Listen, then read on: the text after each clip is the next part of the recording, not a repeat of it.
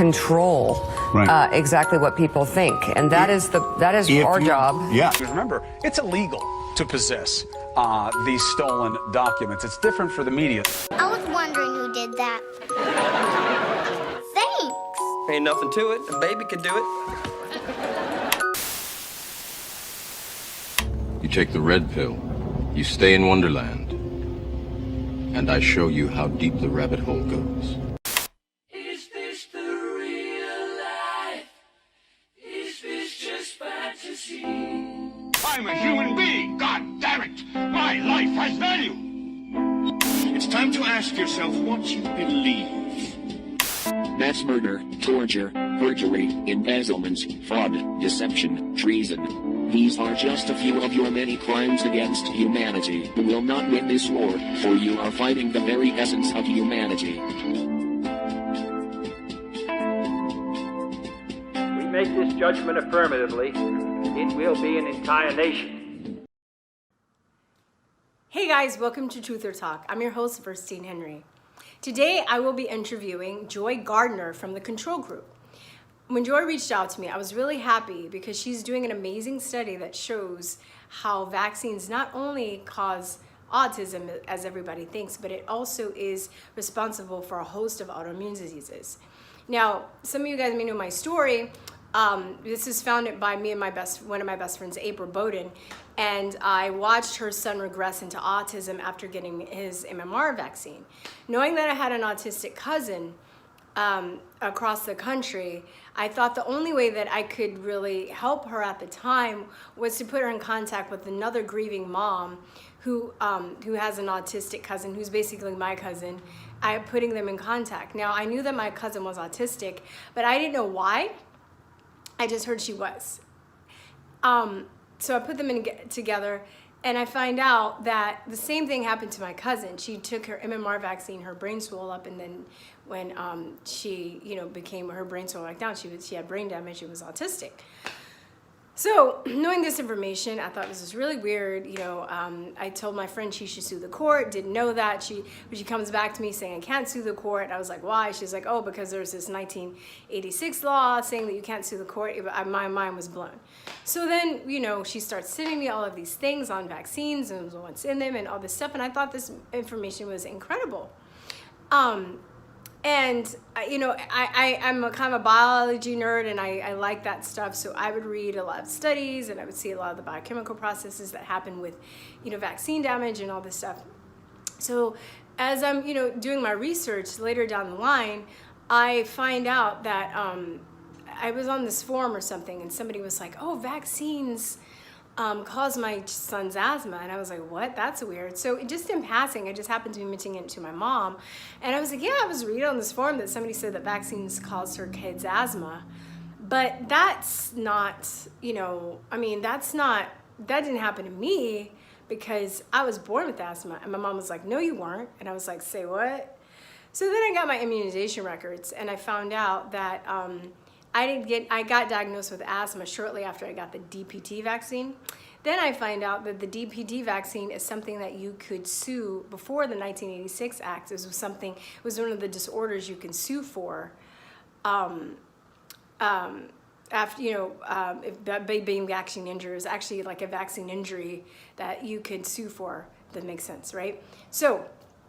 And the dietary changes and things I've taken out of my diet and supplement my diet with has actually helped me improve my asthma, therefore having me believe that it wasn't something that just happened, right?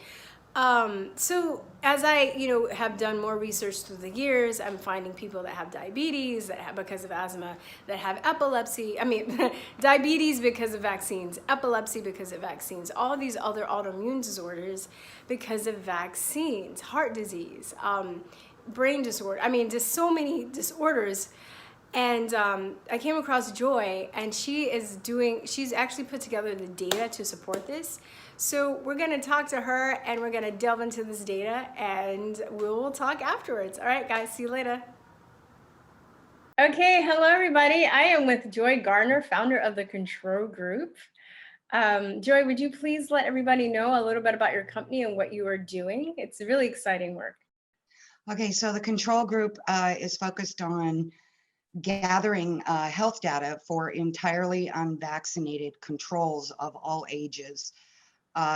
So the long-term health outcomes as a comparison against the over 99% vaccinated or vaccine exposed population in the United States. So when you compare that against our robust sample, we recently completed this. It's a 48 state study.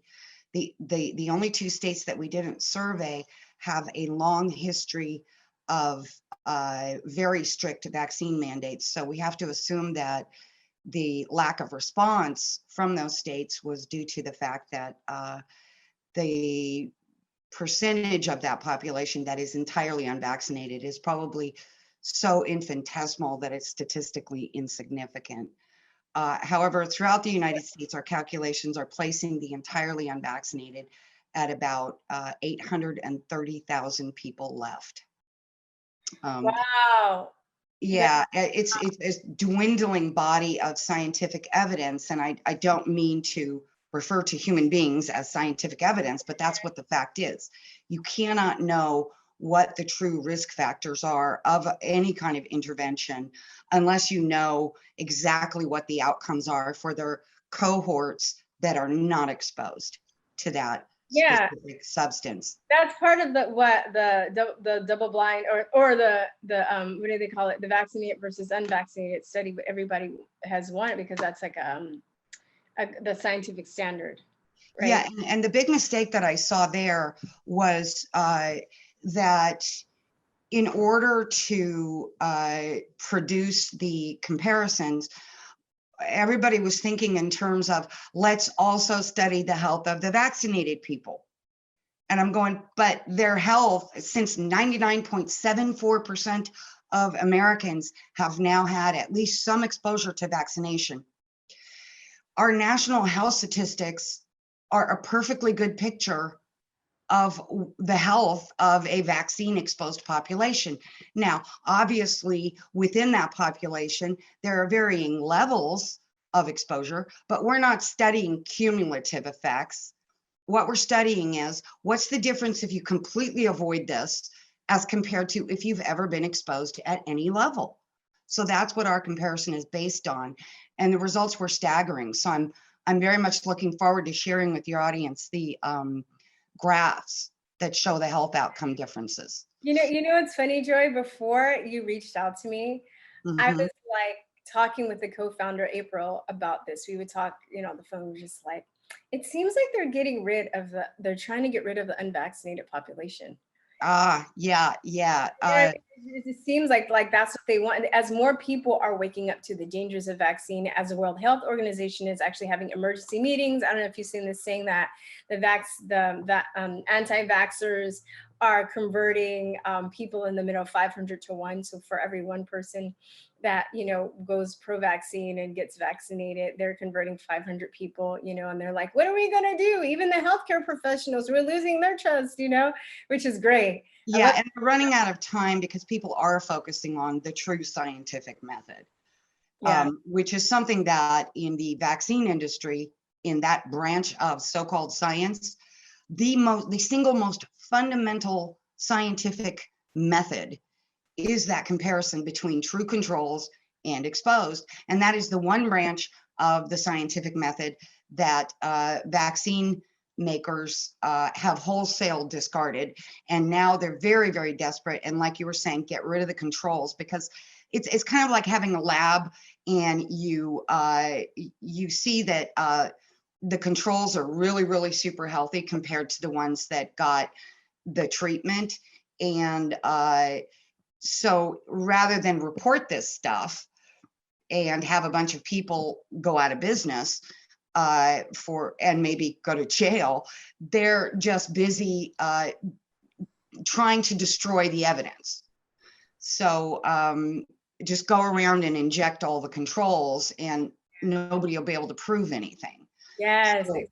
that's kind of what's going on right now with this desperate effort to basically with the new COVID vaccine, you're hearing mumblings all over the place from very, very powerful people that if we don't take this vaccine, we're not going to be allowed to shop, we're not going to be able to travel or go to school or have a business or eat.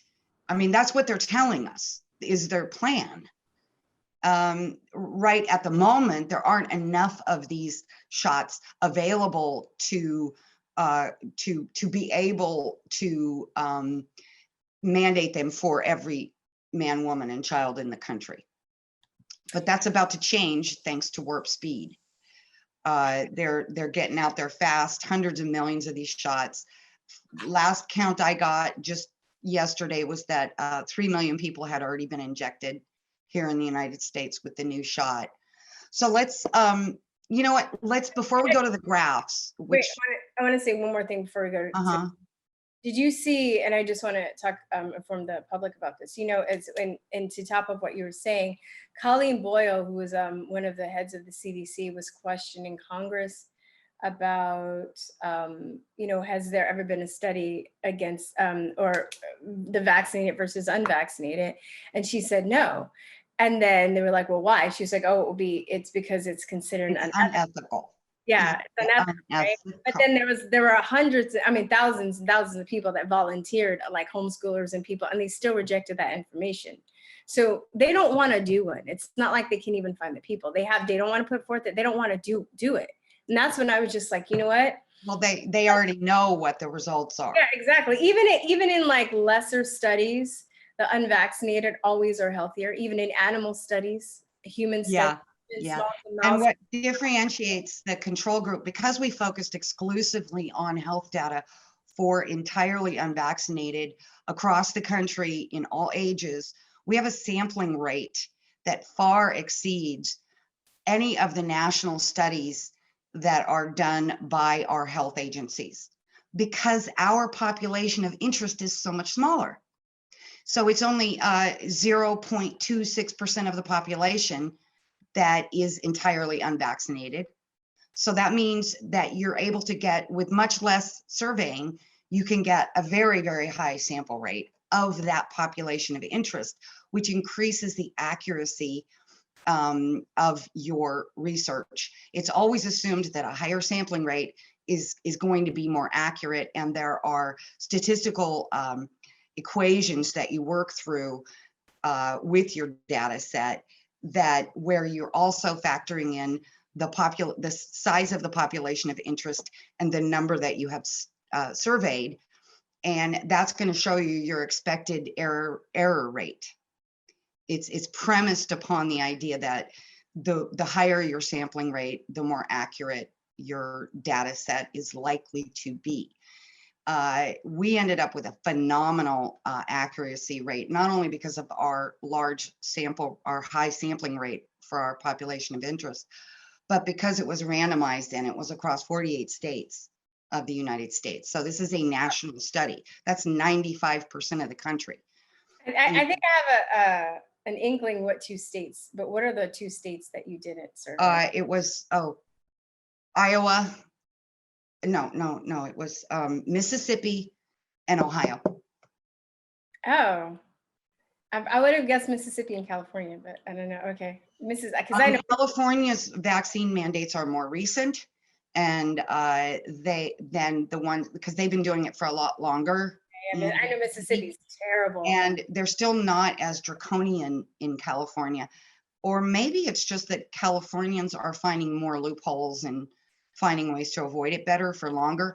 However, even in California, between 2016 and 2020, the percentage of the California population that was entirely unvaccinated dropped dramatically because of these new mandates. SB 277 and SB 276, yeah, they took away. All of our calculations on the sampling rate are based on year of birth, progression and regression models, because the rates of vaccination, or of the number of entirely unvaccinated across the country, and also within specific states, has gone up and down, and then more recently just plummeted because of these mandates that are being passed in all the most populated states across the country in the last few years, but it's changed from year to year. And we accounted for all of that in our models so that we would have an accurate calculation as to how many entirely unvaccinated people are alive in the United States today. And that came in at 832,000. I wanted you, because I want to interject one more time before you go to the graphs, because the thing about vaccines people need to realize is that when people hear about vaccine injury, they think it's just like autism. And the big, shocker here is that autism is the tip of the iceberg.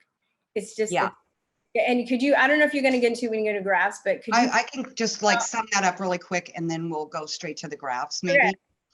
Okay.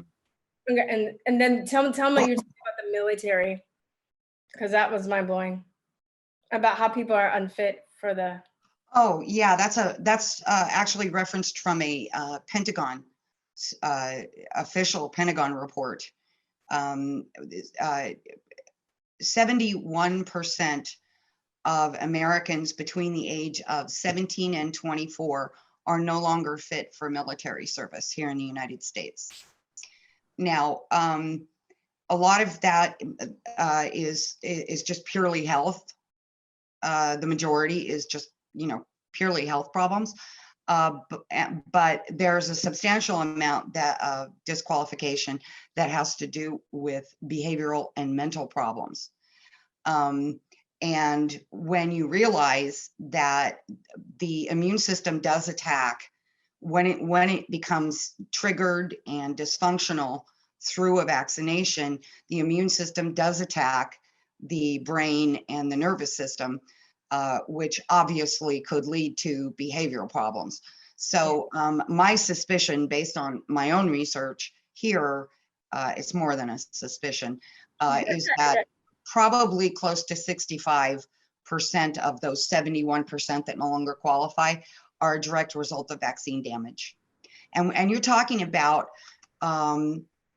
people who should be like the healthiest. They've gotten through their childhood, they survived that, which is supposed to be vulnerable in some way, but they've gotten through that. Now they're supposed to be in the prime of their adult life, and 70% plus don't even qualify for military service. So this is actually a national security emergency. It literally is. And that is one of the foundations of our federal lawsuit against the vaccine mandates, which I'll be talking about probably after I show the graphs.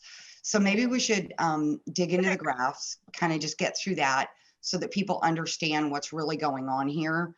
One last thing I want to say to preface the graphs would be that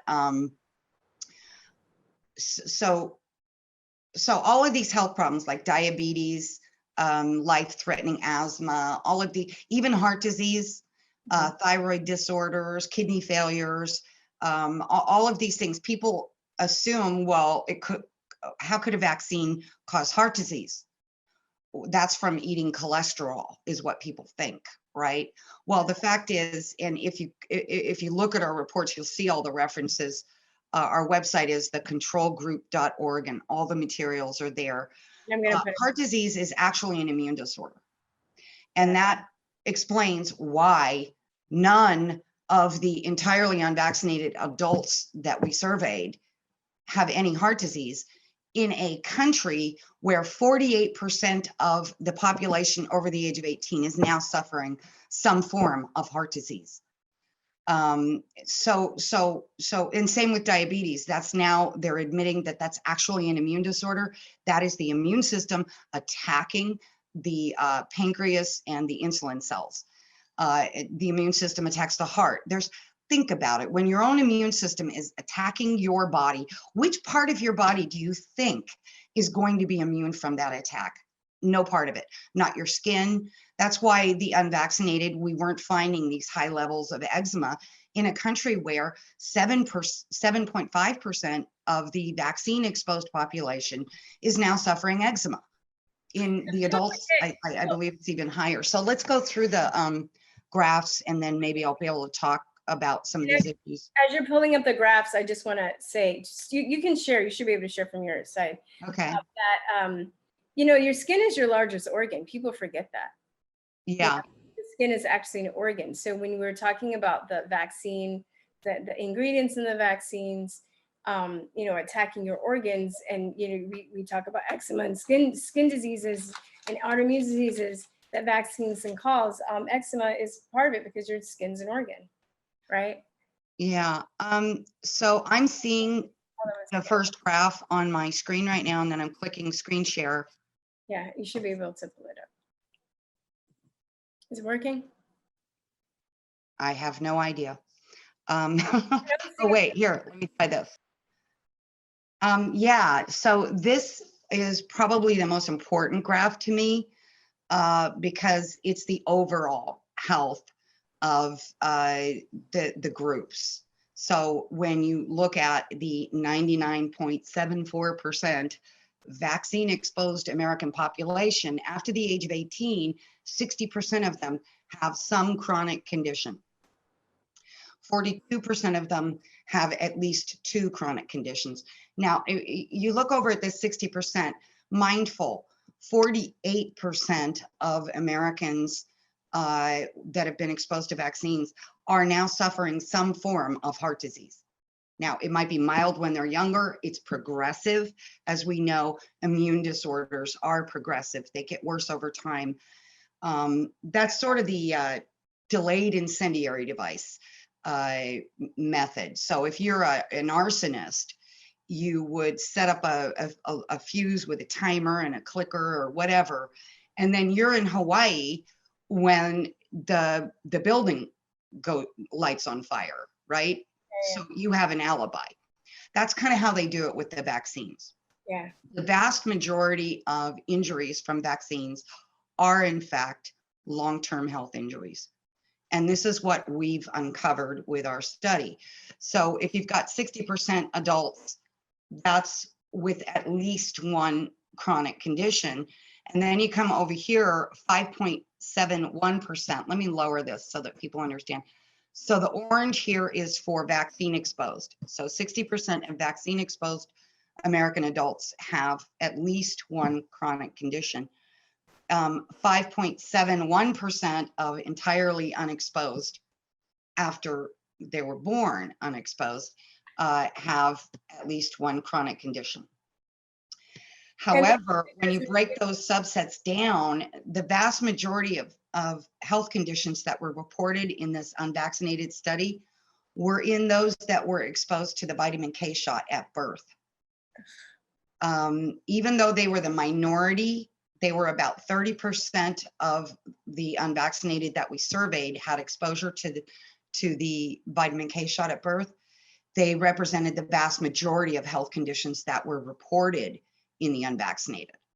Oh, wow. Add to that, there were about 2% that we surveyed who, although they were not vaccinated after they were born, they were exposed to vaccines during the pregnancy. Yeah, okay, that's what I was gonna ask. And a very large percentage of those, about 30% of those that were exposed to maternal vaccines had health problems.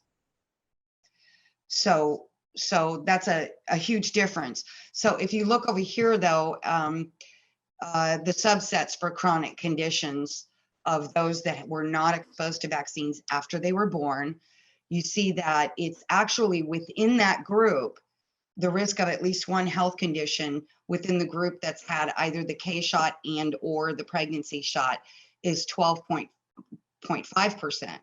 If you're in that group, your risk of at least 1 health condition. If you're unfortunate enough to be in the group, this is laid out in the full report, but if you're unfortunate enough to be in the group of those who had a 100% rate of exposure to both the vitamin K shot and maternal vaccines, even if you didn't get any other shots after you were born, your risk of a health problem is closer to 30%. So if you're over the age of 18 and you've never been exposed to any of this, no K shot, no pregnancy shot, and no vaccines, your risk of at least 1 health problem is 4.49%. However, it's important to understand that the types of health problems that are conditions that we were identifying and documenting within this totally unexposed group were generally mild. Like we didn't have any diabetes, no heart disease, no nervous system disorders, no epilepsy, none of the serious things that you find in the vaccinated population or in the group that was exposed to the vitamin K shot and or the pregnancy vaccine. Now, people might be wondering, like, how would a vitamin hurt you? Well, the vitamin K shots that they give to all newborns now are packed with aluminum, which is a vaccine adjuvant that triggers your immune system. To this day, our top scientists openly state that they do not understand the mechanisms by which these adjuvants, like aluminum, activate the immune system. They just know that they do. So if you inject someone with a toxic metal, their immune system will freak out. I suspect you could inject them with just about any toxic substance and their immune system would freak out. But what they assume is, well, if we've got the immune system freaking out, let's add a virus and that'll somehow train the body to fight that virus.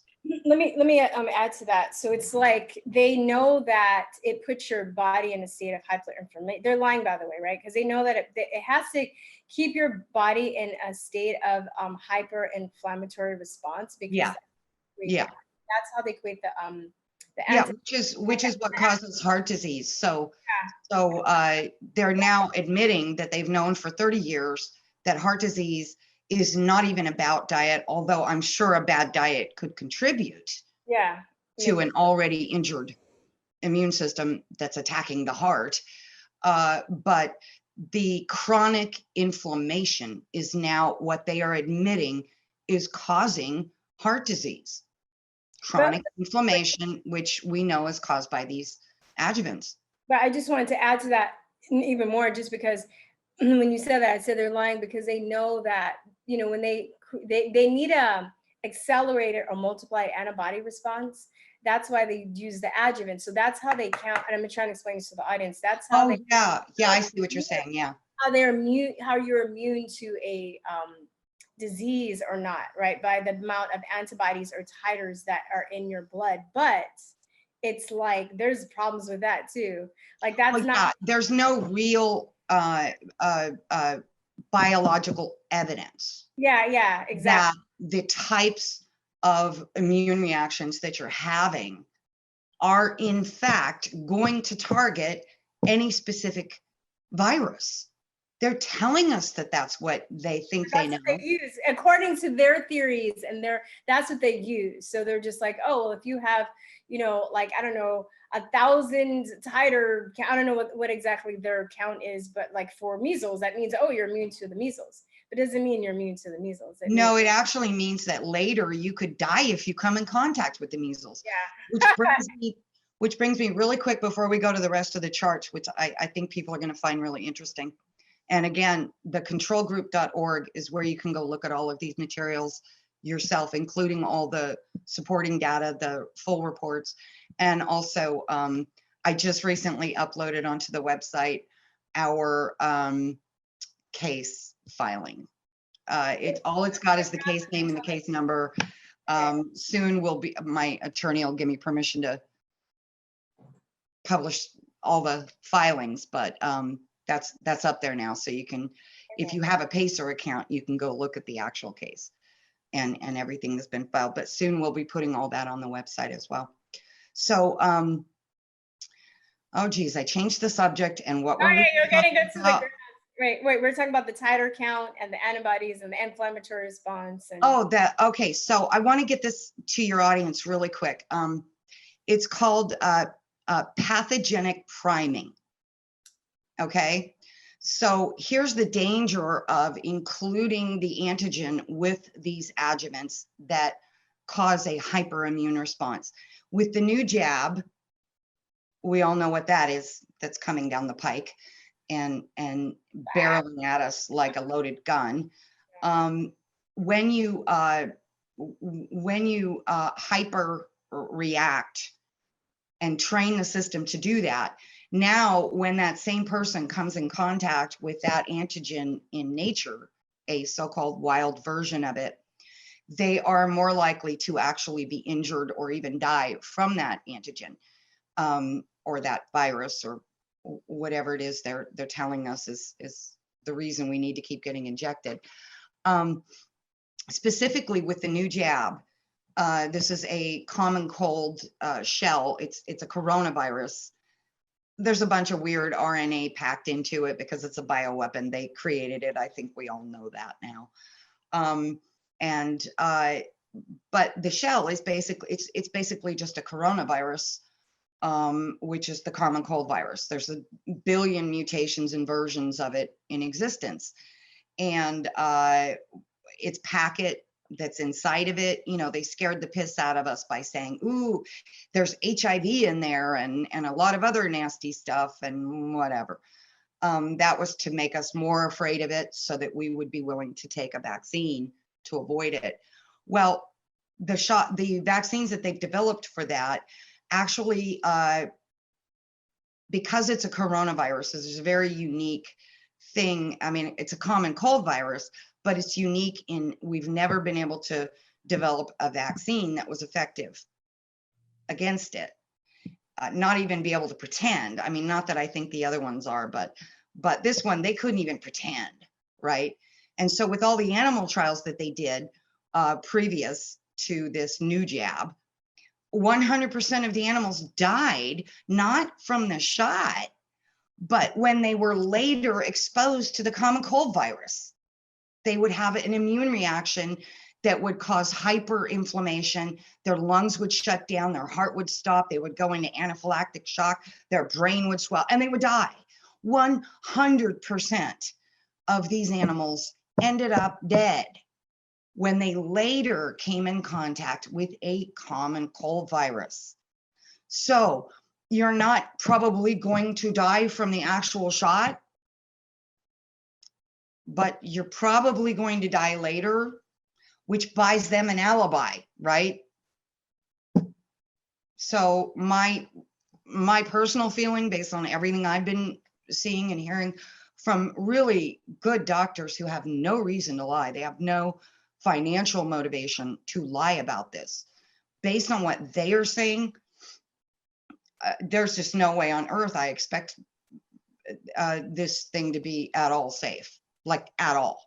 Like I seriously am starting to think this shot that they're coming out with right now is the final solution shot. I'm really starting to think that. I don't know. It's kind of like Occam's razor, or when you look at all the other possible explanations for the truth that you're seeing, the data, and all other explanations are impossible. Like they couldn't possibly be an explanation, then you have to look at the most obvious one and say that's probably the truth. Which brings me to the p-values here. So risk factor in total population of people who were not exposed to vaccines after they were born, whether or not they got the K shot.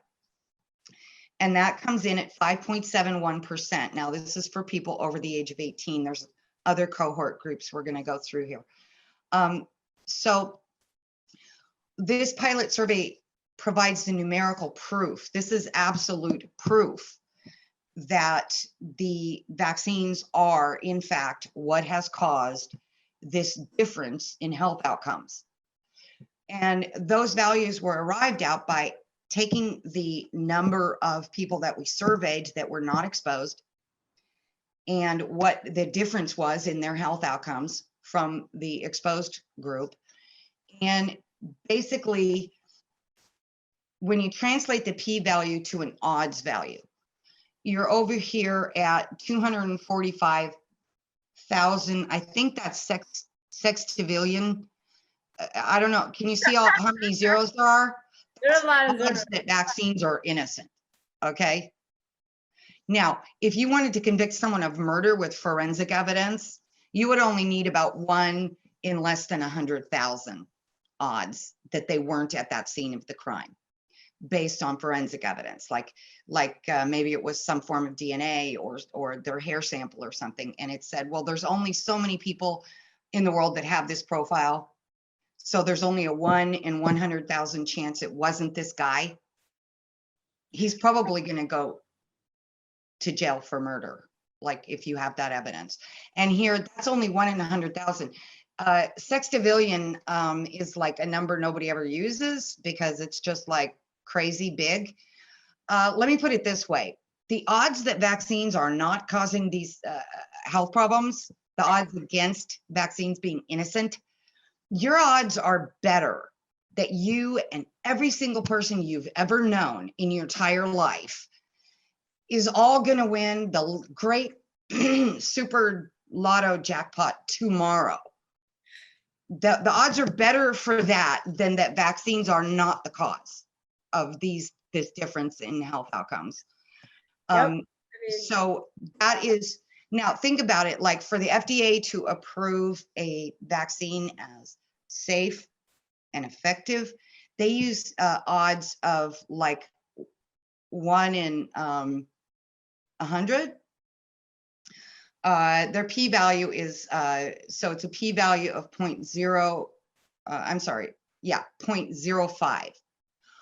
Our p-value is like point on this one, and on most of the others is like 0.000000000, you know, and on. So, and if you go look at the 17-page summary report that's available on the website, thecontrolgroup.org, you can see like a complete explanation of the p-values that are relied upon by CERN, which is the world's largest particle collider physics lab.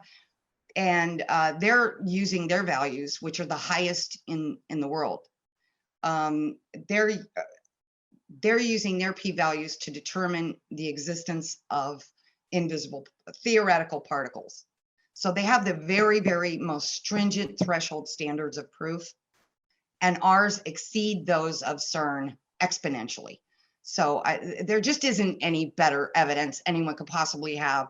It eliminates all other explanations, and the numbers here are really important that way, because this is evidence for court. We're in essence the prosecutors, and we have to go in there and prove our case.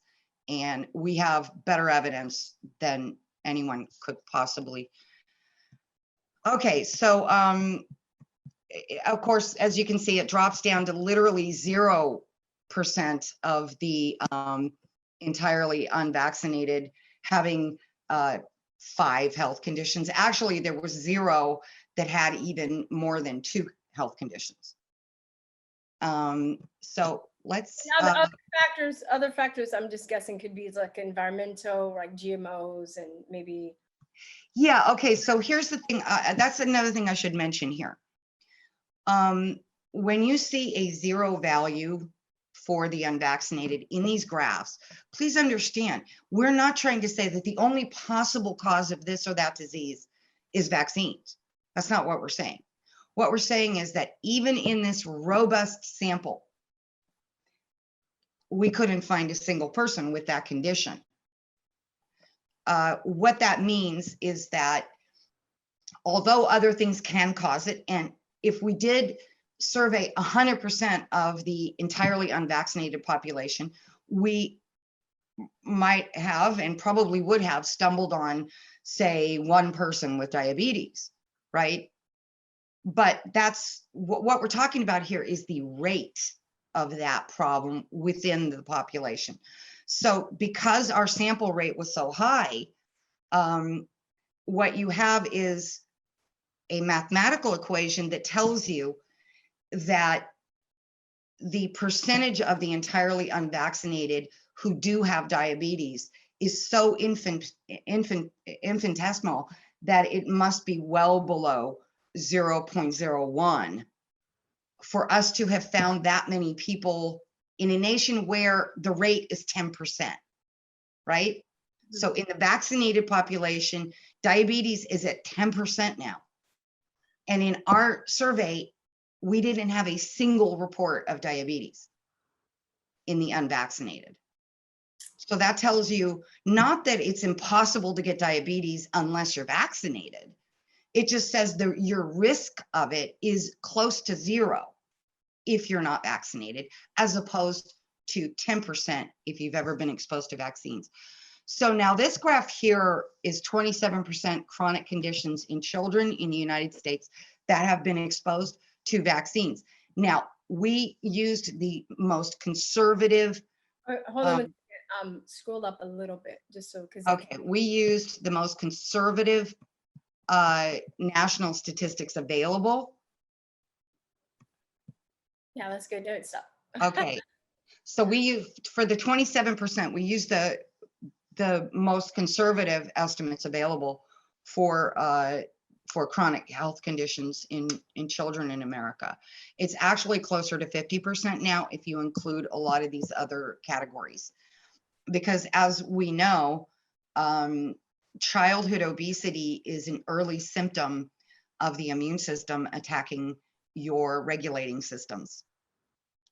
Back when I was a child, I'm 56 now, back when I was a child, it was incredibly rare to have a fat kid at school. You just didn't see them. Yeah. If there was one that turned up, like we didn't have a single fat kid in my entire grammar school, not one. I had to get over to the middle school before we had one. Mm-hmm. And it was sad. I mean, that person stood out more than they would today, and maybe get picked on more than overweight children would get picked on today. But it was so incredibly rare back then that it was freakish. Now it's common. And we know that if you've got a child where their system is already breaking down that badly at a young age, their future's not going to look very good. Yeah. We already know they're more likely to have diabetes and heart disease and all these other problems. So it's their life has been shortened by these vaccines. So anyway, the 27% does not represent a true value. We just wanted to go with the most conservative. So we found some numbers that came in at 27% and we just went with it. It doesn't include obesity and a few of the other milder conditions. However, in the unvaccinated that we surveyed, we added up all the health conditions, even the mild ones. So we were, in essence, almost exaggerating our own numbers because it was so bizarre how big the difference was that we were like almost thinking this wouldn't even be believable. The truth would not be believable because it was so huge of a difference between vaccine exposed children and unvaccinated kids. So, and here's where you see another even more extreme difference is if you go over in the subsets for the different exposures, the group with the exposure to the K-shot and or the pregnancy vaccine, their risk factor is 13.32% for having at least one chronic condition before the age of 18. If you're under the age of 18 and you've never had any exposure to any of this, it drops down to 2.25%. So that's the blue that you see there. That's if you've never had any vaccines and you've also never had a K-shot and your mom didn't get vaccinated while she was pregnant with you. So I'm going to keep moving through this. Again, the website has all of this, thecontrolgroup.org, for anyone that wants to download it and use it however you want. Please use it, share it. It's fact. This is real evidence of what vaccines are doing to our country. So that was okay, so here's heart disease in the United States. Go up a little bit. A little bit. So again, orange is for vaccine exposed adults. 48% have some form of heart disease after the age of 18. For unvaccinated, it's 0. Now, mind you, for those over the age of 18 during our survey period, the rate of exposure to things like vitamin K shot or pregnancy shots is close to zero. Those things started increasing just in the past 20 years. So the children are actually showing more problems than the adults in terms of certain types of diseases.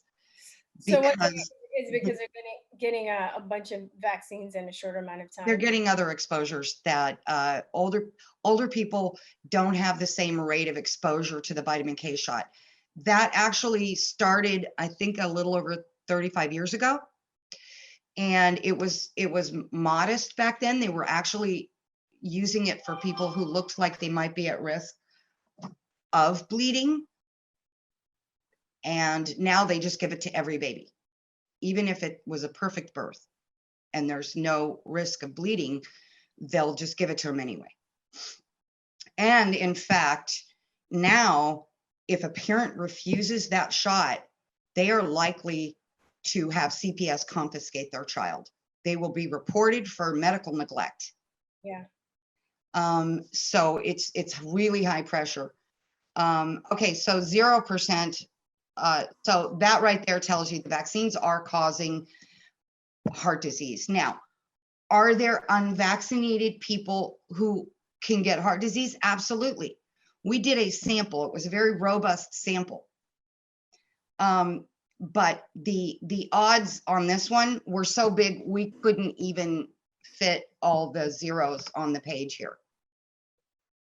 The odds of vaccines being innocent were so huge that we couldn't fit all the zeros on this page. It's infinite, basically.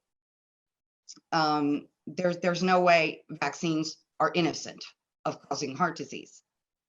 If we were to survey 100% of entirely unvaccinated, we would probably stumble on someone with heart disease that's never been vaccinated.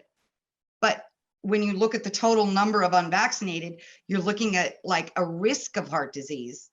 Without vaccines, you're looking at a risk of heart disease at 0.000 something, right? As opposed to 48% risk of heart disease just because you've been exposed to vaccines at some point in your life. So, and a lot of these vaccinated people or vaccine exposed people aren't fully vaccinated. They, especially the adults, they've maybe only had 4 or 5 of them, you know? Yeah. And these kids coming up right now, they're getting 72 of them, right? So our next generation of adults is going to be 100 times worse than the ones we're looking at right now if we don't fix this and stop this insanity very, very soon. So this is diabetes. We had the same thing with diabetes that we had with heart disease. So vaccine exposed population in the United States has a 10% rate of diabetes. We couldn't find a single diabetes in the entirely unvaccinated population. Wow. And because it was only 10% of diabetes, we were able to fit our numbers on the page for, as you can see, the odds of vaccines being innocent. You know, one of my childhood friends died a couple years ago from diabetes. He was really young and he got diabetes when he was 18. And I'm kind of thinking he had traveled outside of the country and he had to get vaccinated, you know, for that. And now that, you know, your data and other data that I've looked at showing that vaccines can cause diabetes, I bet you that makes sense, doesn't it? Once you understand that diabetes is actually caused by an immune disorder, these numbers actually make sense. It corroborates. Yeah. Yeah. Okay. So let's keep moving through this because these are real risk values. These are numbers that tell you what your risk is in the United States if you have been exposed to vaccines as opposed to no vaccines. And now, mindful, within this 18% or the 10% on the diabetes, your individual risk of that could be higher or lower. It all depends on your own system and how many exposures you've had and which ones you've been exposed to. There might be some shots that are more likely to cause diabetes than, say, epilepsy, right? I mean, we're not going to cut those hairs. All we know is vaccines are guilty and they're killing our country. They're decimating our population right now. Yeah. And if we don't stop this, they'll lie to you guys too. They're not just, I mean, we're focusing on the United States, right? The study was only national, not international. But we did get some samples from 5 other countries, but they weren't large enough groups to produce these types of values. So all of these numbers are just based on the US study. However, the foreign surveys corroborate all of it. Standing alone, those numbers don't have statistical meaning in the right context because they're just small groups. But we had very substantial sample rates for the US population. We were also able to calculate what our population of interest was in terms of numbers, how big it is, so that we knew what our sample rate was. We couldn't do these things overseas.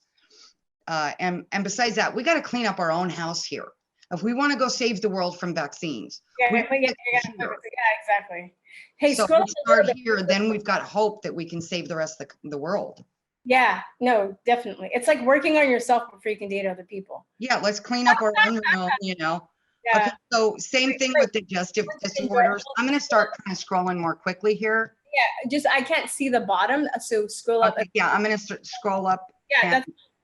So again, orange is the vaccine exposed. And then of course, when you get to these subsets, your risk of a digestive disorder is a little over 1% if you've been exposed to the K-shot or pregnancy vaccines. And yet it's well under 1%. It's only 0.12% risk of having a digestive disorder if you've never been exposed to vaccines or the K-shot or the pregnancy maternal vaccine. So digestive, so we think of IBS, Crohn's disease, you know. They're all immune disorders, all of them.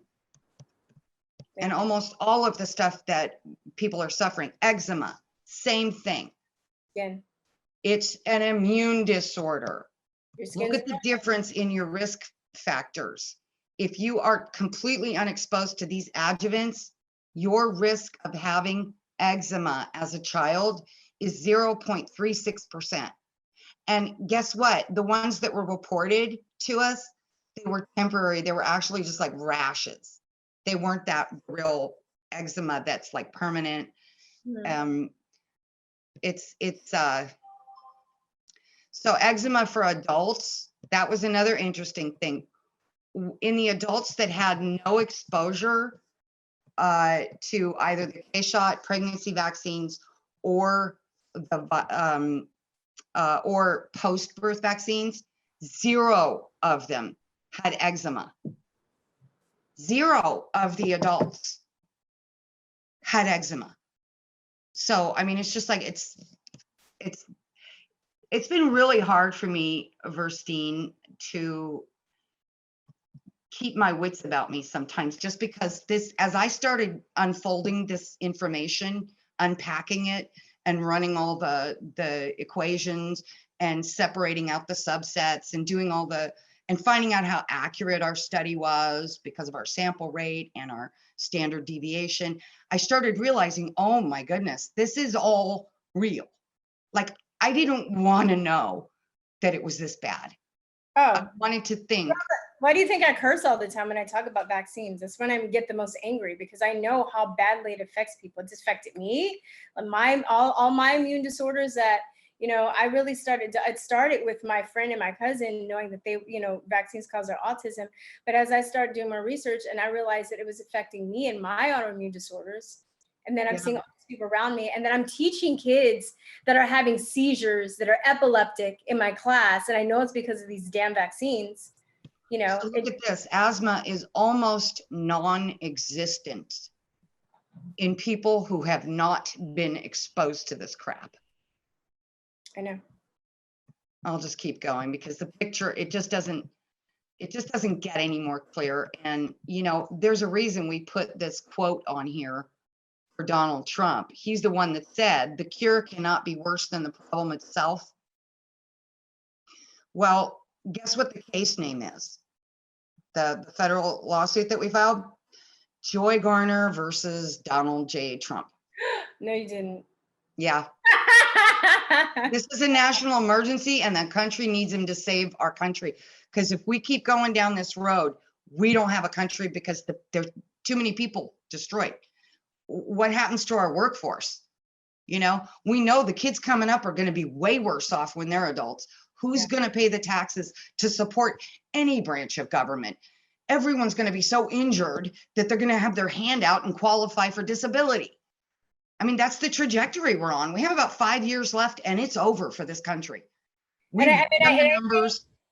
I think it's by design. It's not like, you know, they're either know what they're doing or they're so stupid, but I don't think they're that stupid. It's by design. They want. Well, that's the horror of this, is knowing that if I could figure this out on almost no budget, almost completely self-funded, you know, if I could figure all of this out and do a 48 state study and put all this stuff together myself, if I could figure it out, surely they know what they're doing. Yeah. They know. And so that's the level of evil. It's kind of like if you were to suddenly die in an accident, your final moments would be terrifying. Okay, I'm dying, right? Yeah. But I think somehow they would be a billion times worse if it was someone you trusted, or I mean, not that we trust the government anymore, but if it was someone violently murdering you, and you knew them, that hatred, they want to get rid of you, they want to kill you. Yeah. That part is soul devouring, knowing that these bastards absolutely know what the hell they're doing to us. They do. They know exactly what they're doing. And we're lining up, right? And under the guise of thinking that we are doing the greater good, and then they guilt trip us. Oh yeah. Like we're, you know, they gaslight us. Oh, well, you're terrible people if you don't get vaccinated because you're killing people and you're getting put all in danger. And all these years that, you know, the worst things, you know, people call me child killer and say I was killing children. Oh, and, yeah. Yeah. Like, by not being vaccinated, you're a murderer. Yeah. Uh-huh. Wishing death on me. I've had all the diseases wished on me, having rape threats against me, like terrible stuff. Yeah. Yeah. Because so, that's they accuse you of what they're doing. Yeah, that's the psychopaths, right? That's how they operate. Yeah, exactly. So developmental disabilities, again, you see the exact same patterns here. So I have a question: is it cognitive and physical, or both? This chart is just covering like physical health, like growth, and you know, there's other categories that would probably fall under that. And in the full report, I actually clumped it together as all developmental disabilities and delays. Okay. Including like mental and physical, all of it. But for the purposes of this, we've broken it up. So there again, you see the exact same pattern. Birth defects. Now, this was a really interesting one because the national average rate that we are told, now this 3% birth defect rate in the United States population is actually a bit of a stale number, but that the last most authoritative source said that it was about 3% of people are born with birth defects in the United States. In our survey, when you look at the ones that are completely unexposed, go to the blue, the group that's completely unexposed to any of their, you know, the vaccines or the pregnancy shot or the K shot, has a rate of 0.29% reporting with birth defects. So I would look at that and say that is probably very, very close to the natural background noise of birth defects from all other potential causes. Logic, right? 0.29%, because in this instance, we have ruled out the vaccines and the K shot, right? The pregnancy vaccines and the K shot. For some reason, when you separate out the group that has 100%, now we did a little write up here, it's more detailed in the full report, But so only 3.31% of the post-birth unvaccinated that we surveyed were exposed to pregnancy vaccines. And of those, there was actually a 43% rate. I'm sorry, not a 43% of the birth defects that were reported were in this tiny little group that had 3.31%, that only represented 3% or so of the surveyed group. So it's cumulative, right? Would you say the effects of the vaccine? So if you're well, no, I mean, that's another issue. What I'm pointing out here, and maybe it'll be more clear if I put it this way. So we live in a country where we're told that the birth defect rate is about 3%. However, if you take the group that has 100% rate of exposure to maternal vaccines, it's actually over 6% birth defect rate. Okay. So if you read in this little box, the second paragraph there, and here's the thing, here's the clincher, here's the punchline. About 50% of pregnancies in the United States are now vaccinated. You see in the correlation there? So 3%, double that to 6% if you have a group with 100% rate of exposure in a country where 50% of the pregnancies are vaccinated. So the national statistics showing a 3% rate of birth defects is representing a population with a 50% rate of pregnancy vaccine exposure. That rate doubles in the group with a 100% rate of pregnancy vaccine exposure. It makes perfect sense. All the numbers corroborate. We weren't looking to prove this part of it. We just stumbled on it. It was like the numbers came in and added up, and I went, wait a minute, what percentage of women in the why are we having twice the birth defect rate in this group that's showing 100% rate of maternal vaccine exposure? So you wouldn't expect a post-birth vaccine to be responsible for a birth defect, right? Yeah. It's just, so we took that group of unvaccinated who, for whatever reason, had been exposed to vaccines during the pregnancy. Now, it's inexplicable that a woman who would accept a vaccine during her pregnancy would then refuse to vaccinate her children until you look at the fine print. I called up these people. Like, I don't understand. Why would you get vaccinated during the pregnancy and then not vaccinate your baby? And I spoke to 3 different women about this, just picked them random out of this group and decided, okay, I'm going to call this one. I'm going to talk.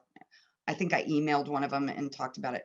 All 3 of them said, the reason I used to trust vaccines, the reason I refused vaccines for my baby is because my baby was born in a very fragile condition.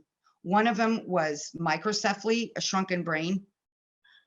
And these women, every single one of them said that was the first time I suspected vaccines.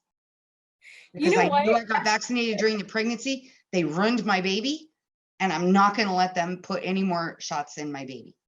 That's what they were trying to say. Remember when Zika was going on and they were trying to say it wasn't microcephaly, but then our study brought that out. It's like nobody that is not exposed, none of the group that doesn't have exposure to pregnancy vaccines is turning up with these types of birth defects. Yeah, and Bill Gates had a program in that area of Brazil too, vaccine program. And in addition to that, he had those mosquitoes, that mosquito project. Yeah, everywhere where this crazy, awful stuff's going on, you find him, right? Yeah, right? What a coincidence, right? Yeah, so the birth defects, there are a lot of other parameters for health outcomes besides birth defects that are affecting the babies that are exposed to vaccines in the womb. And they're more terrifying. As terrifying as these numbers are, it's about 10 times worse for babies that are exposed, their long-term health outcomes for all the other health problems. It's like 10 times worse for the ones that get that pregnancy vaccine. The outcome for those babies is so much worse. So my most urgent concern right now on these vaccines, really, besides the COVID death shot, is the pregnancy vaccines. That's completely obliterating the next generation. So bad. So again, those materials with all of those details are available at on the website for download, and they cover this pregnancy subject very, very thoroughly. And you don't want to miss that part of it. You want to really understand that part of it. So epilepsy, now this is a very conservative number. I've seen more recent numbers on the percentage of the American population affected by epilepsy today that are close to 3%.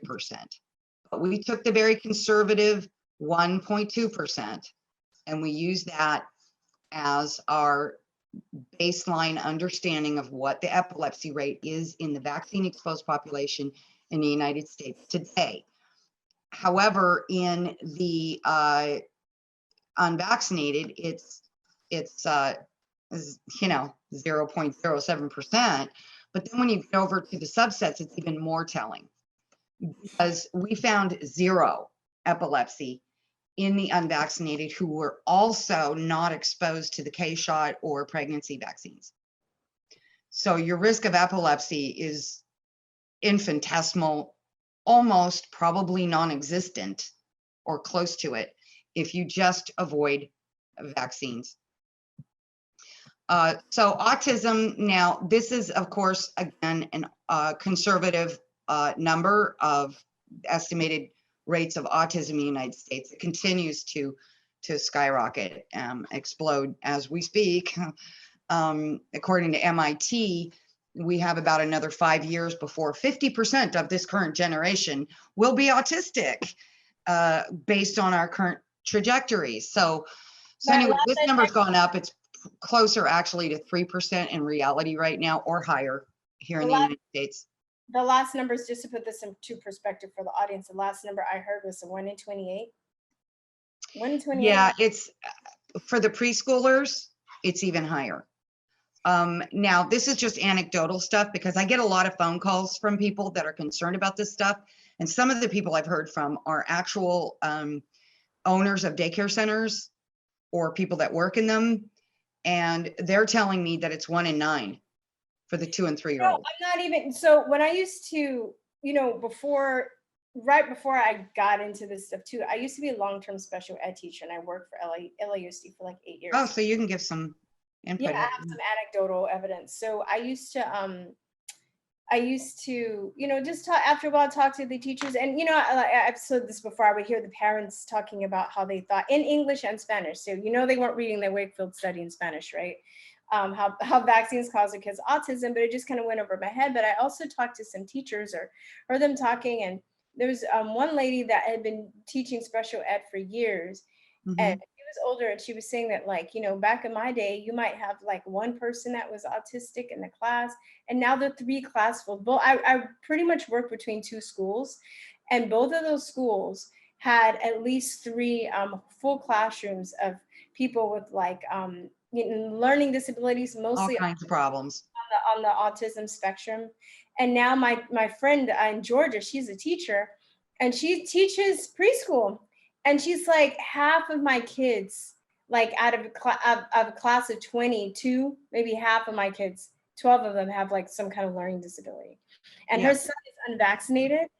And everybody's like, he's just the most bright-eyed, bushy-tailed, intelligent. Yeah, the unvaccinated normal kid is exceptional now, right? Yeah, he's just like a little angel. He looks like a Cabbage Patch, like a fairy kid, like Captain Cabbage Patch Kid. He's so cute. He's the cutest kid. And he's so smart, and he's so articulate and stuff. And people are just like, wow. And then I have another friend who's a nurse, and her kids, her first kid had a reaction, and then she did some research and didn't vaccinate her kids. She has 4 kids, and they're all just like amazing. And the thing is, we lowered the bar so much by vaccinating all the kids, and messing them up, that a healthy unvaccinated kid is exceptional now, because the new normal is for most of the kids to be walking around unhealthy, diabetes, epilepsy, all kinds of weird problems, and a lot of new diseases we'd never even heard of before, and they're all immune related and immune mediated.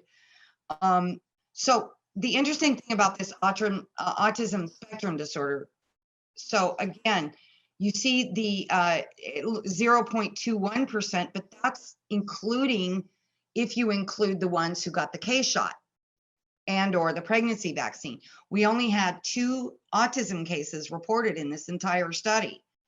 And one of them was in a woman who was vaccinated while she was pregnant, and the other one was in a baby that got the K shot at birth. So in the group, the larger group that had no exposures to any of this stuff, it was 0 autism cases, 0.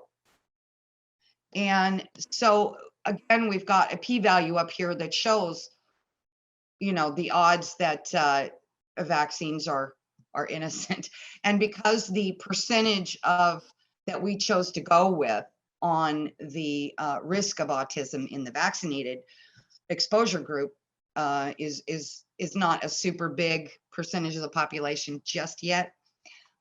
It's not quite as a massive of a p-value, but it's still one, when you look at the exponents, that exceeds pretty much any standard of proof. It exceeds even the values at CERN, because they're in the millions, like 3 million and on the odds, and ours is way past that. It's in the billions. So. When I wrote the word down, 6 trillion. Well, it's not that high on this one, because when you bring the risk value up on this side, then these numbers end up even bigger. Okay. So if it's an obscure thing, like, you know, yeah. Okay, so well, let's just keep moving through this. Oops, did I skip one? ADHD. Yeah, that's the autism. Okay, so go down more for the ADHD. I think that was the next one. Did I skip that? Okay, there's the so you know, again, same pattern. We have 0 ADHD in the adults. Now on ADHD, it was interesting that we ended up with exactly the same risk value of 0.47% within the 2 exposure groups on the vitamin K and pregnancy. And what this tells me is that the ADHD diagnosis is a big fraud, because there is actually no subjective biological determinant. You mean objective, or you mean? I mean objective. Yeah, you're right. Thanks. So there's no objective way to diagnose it. And I went and I looked up in the diagnostic manual for the psychiatrist. This is a psychiatric type thing. DMSV. And there's no biological test that can prove you do or don't have it or whatever. It's just, and you look at the symptoms, and for the kids, it's like, well, the kid won't sit still when you want them to. Come on, you know. So this tells me it's a bogus, maybe overdiagnosed bogus kind of thing, that there's not really a lot of reality to but it does justify prescribing amphetamines to children and adults. Oh God, I think a lot of adults like. Yeah, no, like there might be a lot of adults out there that are like, hey, I'm ADHD, can I get some medicine, you know? And so, but 60% of the people that get diagnosed with this end up taking a mind-altering drug. But look, even it's not just this, right? Because it's just like, okay, then you have people with asthma, they have to take steroid inhalers. You have people with diabetes, they have to get on insulin. You have people with eczema, they have steroid cream. You have people with heart disease. Yeah, but in those instances, you actually have a biological thing that it says you have this disease. Okay. But I'm just talking about the whole racket. I guess I'm just thinking about the whole racket. The entire thing's a racket. Yeah. I mean, they want us sick. A healthy population is a very bad business model for the pharmaceutical medical industrial complex. You know, we interviewed, do you know Gwen Olson, the pharmaceutical? She was one of the first pharmaceutical whistleblowers that we interviewed her on our podcast. You can find it on SoundCloud like years ago. And she said that she would go and she would go into meetings for the pharmaceutical industry, and they would say that they wanted everybody on the planet dependent on at least 2 medications. That was their model. That was their model. Yeah, well, I think they're about there. Yeah. Or actually, maybe it's more like 3 or 4. Yeah. If you average it per American, it's probably 3 or 4. Yeah. Per American. I haven't looked that one up. I'd be interested to see what that is right now. So now here's where we split the developmental disabilities from the learning disabilities. Okay. So here it's 8% for vaccine exposed. And again, we see the same pattern in the subsets. The natural background noise of learning disabilities from apparently all other potential causes is 0.32%. The rest of them chalk it up to vaccines or the K shot, which has that adjuvant in it that screws up your immune system. So same thing with speech disorders, same exact pattern. 5% of vaccine exposed have speech disorders, and it's 1.48% if you've been exposed to the K shot or pregnancy vaccines. And yet, if you've not had any of those exposures, 0%.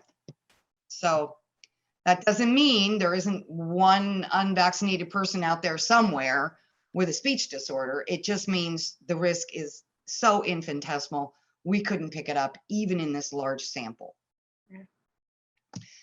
And let's see. Oh, this one I found was interesting because I took this one very personally because I used to have really bad ear infections as a kid. And they started right after I got vaccinated. And my parents didn't authorize it. Nobody's parents did. Back then, they just had a government bus pull up to the school and they'd line you up and start injecting you. Yeah. You told me the story because your parents did not want to vaccinate. And then no, they didn't believe in it. They got you in was school. safe. So right after that, my tonsils swelled up. I ended up having to get them removed. I almost died because they closed my breathing, my airway. They were so swollen, they were stuck together, and I literally could not breathe. I almost died. So those got taken out. And then I had years and years of ear infections. It took me a long time to figure out how to deal with my health in a way where that wouldn't keep coming back in my adult life. So now I'm okay with it, but there's like maintenance, health maintenance. And this is a warning to parents. Just because you have a note saying that your kid's exempt from being vaccinated in school doesn't matter. No, they will still inject your child without your permission. Or they'll coerce you. Or they'll have like an assembly and they'll make them watch a film. You know, like maybe they're in junior high or something, and then they'll be like, "Oh, well, the first, everybody that enters into this, everybody that gets a vaccine can enter into a drawing for like a free iPad." Oh yeah, they give prizes. They gave us a sucker. Yeah, but I mean, like they'll do stuff like that too. So I'm just saying, like, I mean. I wouldn't even be having my kids in school right now. Yeah. We only had one kid in the survey. We only had one kid in the survey that had reported ear fluid. I believe he was 10 years old. And the mother reported that he had ear fluid. And he was exposed to the K shot, if I'm remembering correctly. Wow. So that accounts for the 0.10%. That was out of the exposure group with the K shot. If you were not exposed, if you've never been exposed to any of this, your risk of ear fluid in a country where 90% of children end up with ear fluid problems, 90%. Wow. And that's like an immediate, it's a survival instinct of your body when your immune system's going whack. Yeah. You're going to have extra mucus and your eustachian tubes are going to flow. It's trying to save your vital sensory parts. Injecting chemicals and body parts and animal parts into your body, and it doesn't have a way out of your body. So when you eat something, you can excrete it out through your through your gut system. Yeah, that's a really good point. It's maybe this is part of it's looking for a way out. Yeah, I think that's what it is. Collecting, maybe it's collecting up in the eustachian tubes. I mean, I'm not a doctor, I don't know, but that's a really good theory. No, but even if you, well, no, that's how your body works though, because even if you're getting like, measles or something, your body's trying to push out whatever it is through your organs. However it can, through the skin, the lungs. But when you're putting it injecting it into the, what do you say, intramucosal, I'm not sure if I'm saying it right. I'm just going to say under the epithelial layer, into your skin, into your bloodstream, it doesn't have a way to get out. So it's trying to, it attacks the organs. It does this, it goes this, it's trying to get out. So then you have. Well, it's not going to get out through your digestive system when it's injected directly into your body.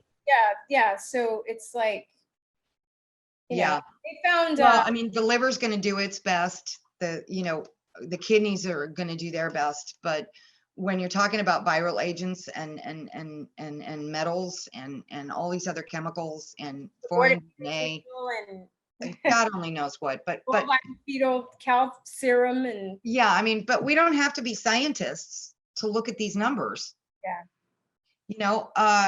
We don't even have to be a CPA. I mean, most of the math I did, most people should have learned in 5th grade, right? That and a scientific computer, and like anybody could do this if they just took the time to do it. You don't need, and I didn't diagnose any of these people, okay? These are observed and reported health outcomes. And the ones over here were reported by our own government, right? So the orange, those numbers, our government reported those. These other ones, this is from our survey. These are the parents that reported. And guess what?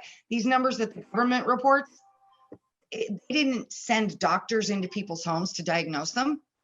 They did surveys of parents and people to say what their health problems were. The Census Bureau collected a lot of this. So our science is actually much better and more accurate than the type of accounting that our government's been doing. We're not doing anything medical or diagnosing anything. What we're doing is just adding something up, we're just doing an accounting.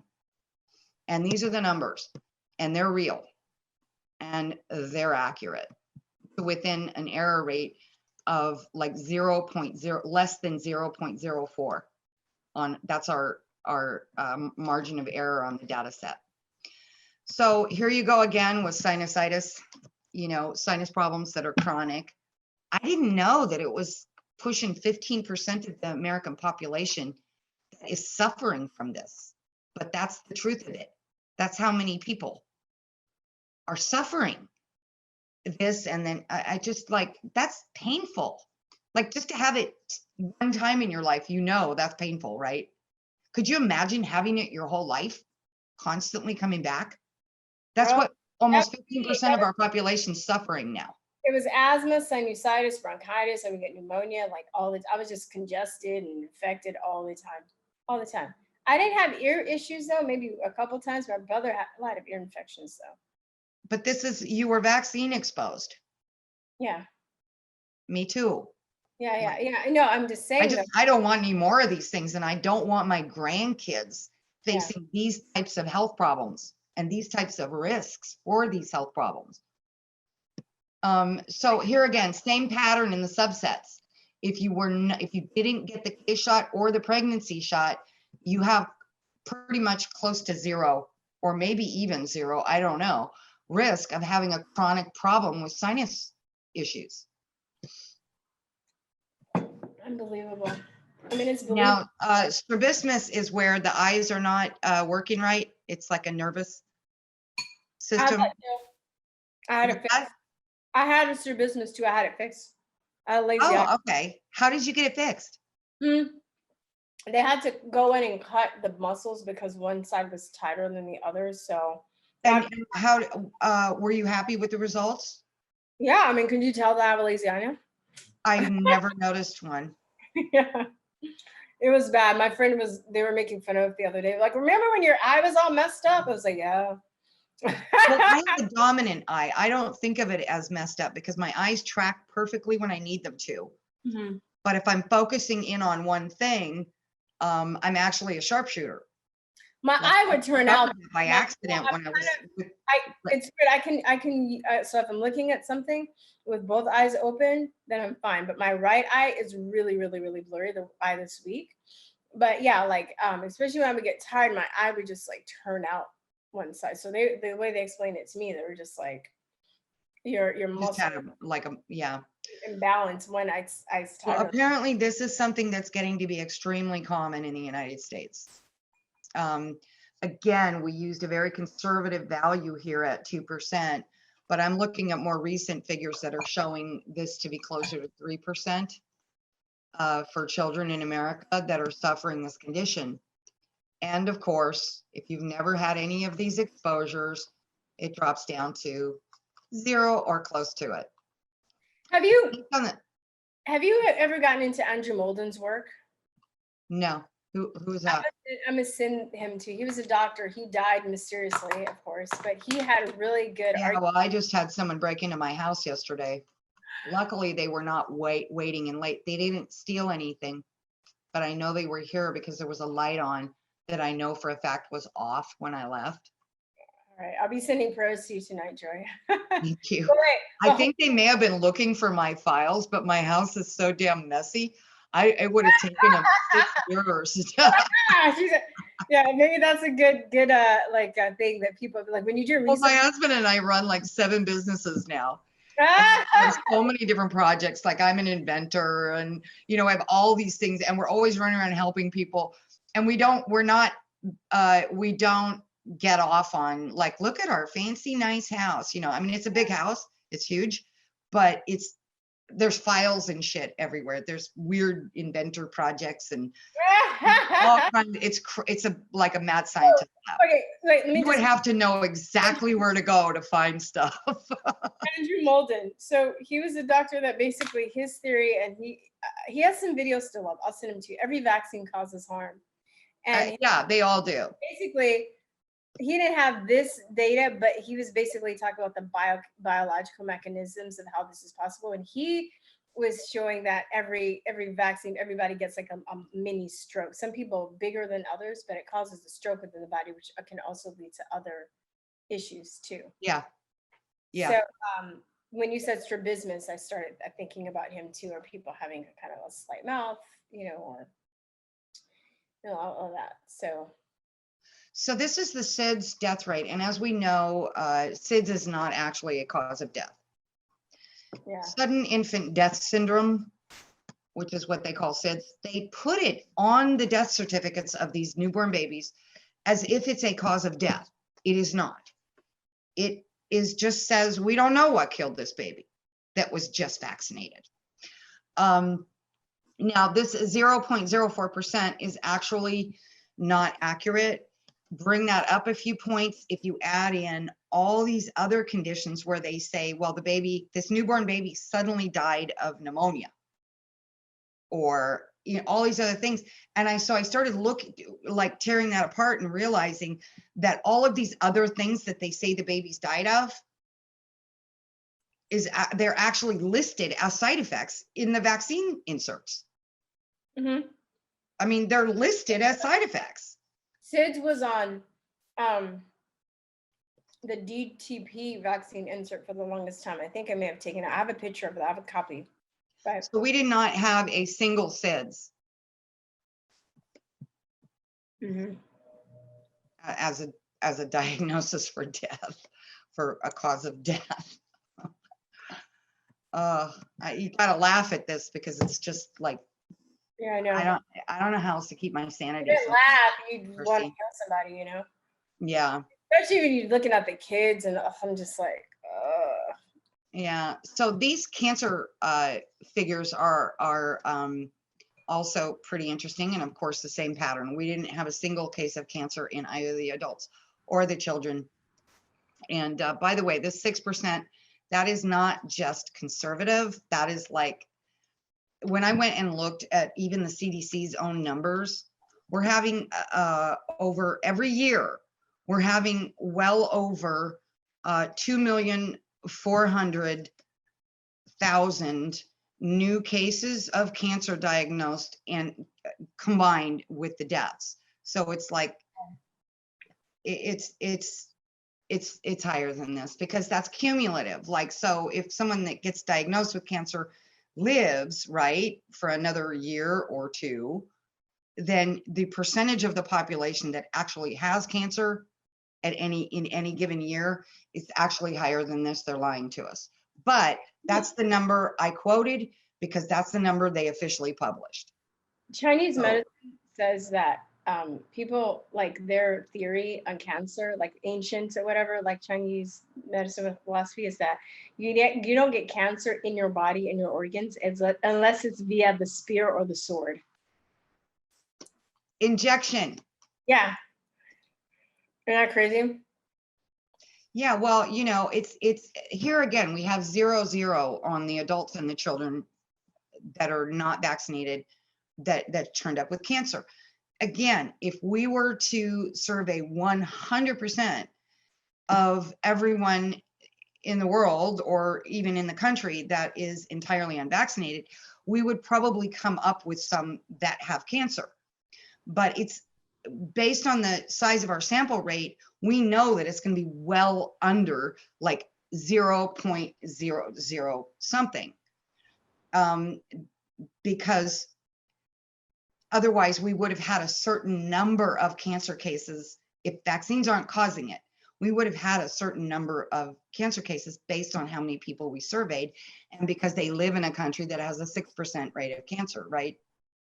So all these equations were worked out, and if you want to better understand them, you go to the website, thecontrolgroup.org, and you can download all of these materials, all the reports.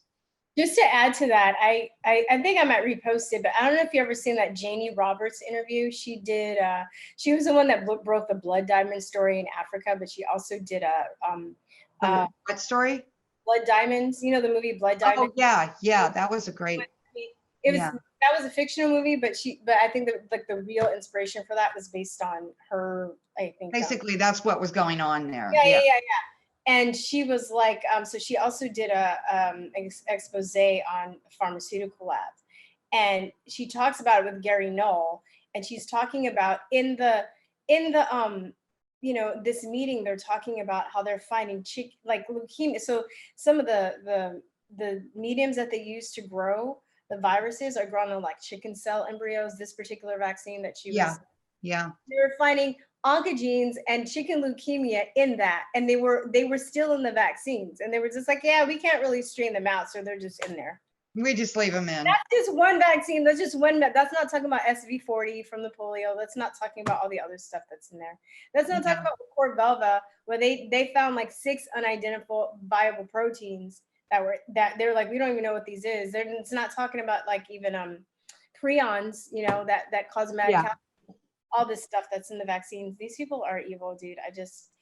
Well, I actually in 2014, word was getting out that they were putting immortal cell lines, cancer causing cells. Oh, that's right. To the vaccines and injecting them in people, and that this is where they were using human tumor cells, cancer tumors as a growth medium for the vaccine antigens. And word got out, and so pharma's reaction was to run over to the FDA and try to get a waiver on the fact they'd already been doing this, and also to get approval to keep doing it. And of course, they got that approval. It was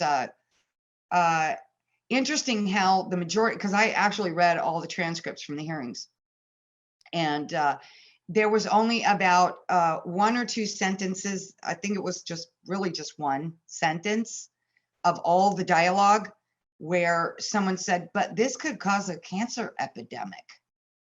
And that doctor was rushed out and shut up. And the whole rest of the hearing was only about how, is there a way we can keep the public from knowing that we're doing this? Can we change the rules requiring us to list this as an ingredient? How can we make it so that the public doesn't know about this? Because after all, if they know, they won't take the shots, and then they'll all die of measles. So That's their idea of ethical, right? Yeah. Yeah. So here's arthritis, another immune disorder, which apparently from our research, you have almost no risk of. In this sample, the risk value was 0, but again, if we were to sample 100% of the entirely unvaccinated population, we would, based on these p-values and the number of our sample, it would have to be less than 0.0034, I think was the number on that one. So the baseline risk value of naturally occurring arthritis from all other potential causes is well under 1%. We'll just leave it at that. However, if you've been exposed to vaccines, your risk of arthritis is pushing 17%. So that's the last of those graphs. And you can stop screen sharing. Okay. You worked it out, girl. I'm so proud of you. I've met the most incredible people in this journey, and you're definitely one of them. Well, ditto on that. I've really appreciated checking in on you. Sometimes I'll just be like taking a bath or something, and I'll be like, I'll have the phone on the side of the bath, and I'm just like, wonder what she's up to. What's she doing? Oh, and then I'll see some great video, and I'll just be washing my hair and listening to you. I love the meow one. No more meow. You're wearing that mask. You're a wimp. It's not sexy. No meow. Thank you. But I love that one. I sent it to like my daughters and everyone. Thank you. No, I'm like, people need to laugh though too. Like I'm starting to do a little more goofier stuff, because just even with the stuff we're going through these graphs right now, we're just like, God, like you just have to, like if you don't find some humor, you're gonna lose it. You're gonna like just because you just know the devastation. We can't just roll over and die here. Yeah, and we've got to just do this and fix it and get it done. Yeah. And the way that we're at war. Yeah. And the way that the soldiers, the warriors win is they keep their spirits and their morale up. Yes. And they keep saying, I can do this. We can kill the bear. We can win this. Yeah. And that's what makes it possible for them to take that next step and take that shot and keep on fighting. So yeah, we keep our energy up and we stare that enemy down. Our spirits. And we laugh at it because it's pathetic. Because guess what? They may cause a lot of pain here and now, but we're eternal. Yeah. And they're a joke. Yeah. They're just creating their own spiritual end. Yeah. And they, like my friends and I, we talk about this a lot too. It's like, they never know what it's like to love. I think that's our only weakness, so to speak, is that we're compassionate. We love the people we care about. You know what though? Their weakness, and it's a big one, is that they don't understand us. Yeah. Nobody whose radar I'm on right now, and I'm on some people's radar right now, none of them understand why I'm doing this, because they are incapable of having compassion for other human beings.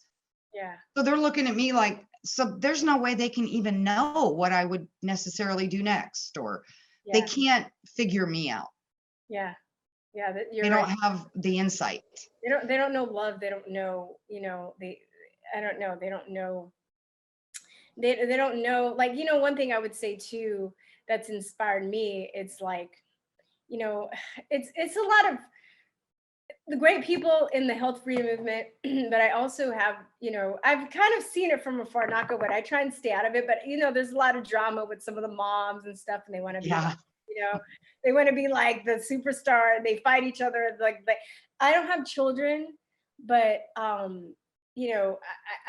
have friends that have children. I would like to have children one day. I don't know. And not be forced to watch them live a miserable Yeah, life. but you and know, I was die. sure. I think about the children that I taught. I think about other people. I see how it's devastating. It's not just devastating to children, but it's devastating to everyone. It's affecting everyone. People don't even know how it's affecting them. It's affecting everyone. Well, it's going to end our country if we don't fix it. Yeah.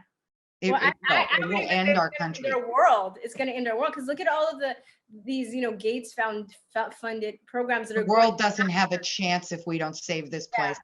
We got to get our own bedroom cleaned up here and fix this here where we are. And once we do that, we can help other people. But if we go under, there's going to be no safe place left to run to. Yeah. So can you explain the lawsuit really fast before we get? Oh, yeah. Okay. So all vaccines are experimental. There is no okay, so you see the COVID vaccine went through to phase 4 trials. That's still a trial, right?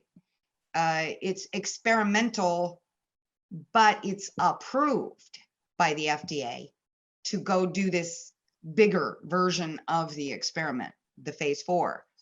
Well, essentially all drugs and vaccines end up in this indefinite state of phase 4 trial, conditioned upon surveillance through the vaccine adverse reporting system, which is over 99% inaccurate in its accounting.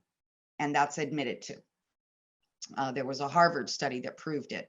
And that's actually part of our evidence package. So baseline thing here is all of this stuff's experimental, whether it's the new thing or the stuff that's been injected into kids for 30 years, it's still in phase 4. Yeah. And of course, the fact that the government's accounting system fails to account for the injuries, even just the short-term injuries, over 99% of the time. I mean, what kind of accounting system has a 99% failure rate if it wasn't engineered to fail? Yeah. Flipping a coin would be more accurate. Yeah. It would be 49% or more accurate. So it was intended, actually, it's a injury and laundering, injury and death laundering accounting system, so that they don't have to launder the money they make off of the deaths and injuries. That's kind of how the VAERS system works. Yeah. It launders the dead bodies. Good way of putting it. Yeah. Yeah. So so they have nothing with which to refute our numbers. Nothing. They don't have any numbers. They can call you conspiracy theorists. They have, well, they can call us names all they want. Yeah, that's all they got to do. They right? have no numbers. Yeah. They could say, well, these numbers aren't right. Well, where are your numbers to prove it? They don't have any. Because why? They've never once evaluated or did an accounting of the health outcomes for unvaccinated people. They've never done it. They don't have any numbers. They've never studied the health of unvaccinated people. And there's a reason for that. Because doing so proves the guilt. Yeah. So in a house of cards. So okay, so the basis of the lawsuit is this is all experimental. And the 13th Amendment outlawed slavery and servitude in the United States of America. Outlawed it. And not just for one race, right? When you look at it, it doesn't say, oh, you only can't enslave Black people. No, it says you can't enslave anybody, and you can't put anyone into servitude. So when they mandate vaccines and they coerce us into vaccination by discrimination based upon our vaccination status, what they're doing is they're violating our 13th Amendment right to not be coerced into servitude as what? A subject in a medical experiment. They're just ongoing medical experiments. Does this tie into the Nuremberg Code? We're not relying on those. We're we're not relying on them because they're not actually a law in the United States. Oh, Most okay. people don't understand that. They're not controlling. Yeah, it just made me think of that. I didn't know myself. So that's yeah, obviously all of this stuff violates the Nuremberg codes, like obviously. Yeah. So then you're Based on the 13th Amendment. Well, there are many other rights that are being violated. So basically, when you take away someone's rights in order to coerce them into servitude so that you can get away with violating their 13th Amendment right, all those other rights are being violated as well. So we're pleading on it, all the rights that are being violated that got stripped away from us and that continue to be taken away from us. Because of our refusal to serve as experimental medical subjects. Yeah.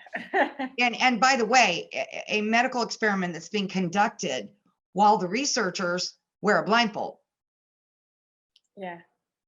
They're intentionally wearing a blindfold, relying on a accounting system that they know fails over 99% of the time. So I don't know how you do science without math, but they don't use math. They use these slogans like rare. They use slogans like extremely rare and relatively safe because Mr. V, Mr. Vaccine, only injures and maims and kills people like rarely, it's rare. Okay, well, exactly how rare? All right, anyone watching this, you just found out. It ain't rare. It's extremely common for Mr. V to slaughter the people he injects. And by slaughter, I don't mean immediately kill. Every single one of these conditions, they just shaved off part of your life.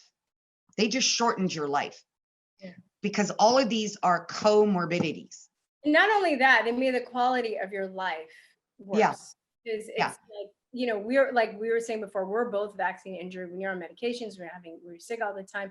It's like having a childhood. Did I have a childhood because I was sick all the time? Yeah. And then even now, I have to watch what I eat, changing my diet and supplements. Oh yeah, to this day, I'm still having to navigate that, or people that don't navigate it, they're still on medications. They still have to worry about, there are people that are dying, in certain parts of the world because COVID has shut down areas of the world where people have autoimmune diseases and they can't get their medication. Yeah, like those people actually need certain things to be able to continue living at all. Yeah, so it's like, I'm going, yeah. But yeah, I just ran into a little Chinese lady, older woman who owns the only Chinese restaurant up in the mountain town that I used to live in here in Northern California. And she was at the pharmacy to get something, a medicine that she actually really does need. And she was like, her eyes were watering because she had to come up with $60. That was her copay or whatever. And she couldn't because they shut down her Chinese restaurant. She can't do business. So now she can't buy the stuff that she needs to be able to treat the disease that was probably caused by vaccines, it's so everything. Yeah. And the thing about this whole wearing a blindfold during the experiment, I mean, the only defense, Mr. V, the vaccines, the only defense he's got, his only alibi is, well, they didn't die right after I injected them. That's his alibi. Yeah. Like that's his only defense in court. Some people do though. Some people do, but it's rare. And by the way, he hypothetically saved millions of people. Therefore, he's relatively safe relative to what they won't say, but there's no numbers. And that's why I was just like obsessed, we got to get the numbers here. Slogan science is not science. Yeah. No matter how many PhDs you attach to those slogans, they're just slogans. They're not evidence and they're not science. And they're not going to go very far in court. So the lawsuit, so you're gonna put this lawsuit for an effort to prohibit all forms of discrimination in the United States. And we can't control the laws in other countries yet, but we're going to start here. And what that means is nobody will be able to deny you the right to travel or make purchases or bank or Or have go a to job. school, or they won't be able to discriminate on employment or anything based upon your vaccination status. That's the order. Now, the reason we're framing this, there's a lot of co-plaintiffs. The name of the case is Joy Gardner versus Donald J. Trump. I'm probably the only MAGA in the country that's suing this man, but it's for a good cause though, right? it's for a good cause. And I honestly believe that he's going to settle swiftly because he doesn't want to force vaccines on people.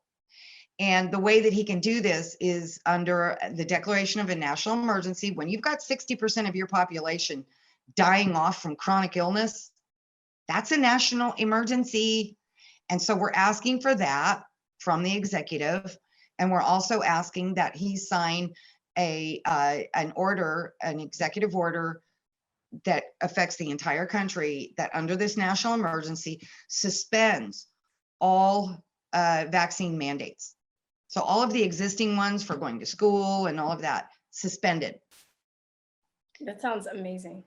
So, and prohibit all forms of discrimination that is based on vaccination status, because it is if it continues, it's going to kill our country. Yeah. Like we won't survive as a country. Yeah, and it's like, for those of you guys that want to get vaccines, you can do it. You can still, I gotta have my vaccine. Okay, fine. Oh yeah, you know.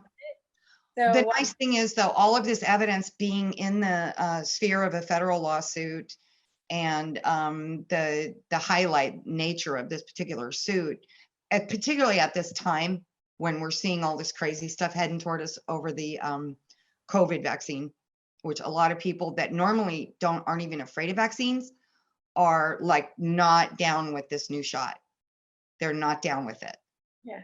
So, and what it's done is it's kind of opened their eyes. Well, wait a minute.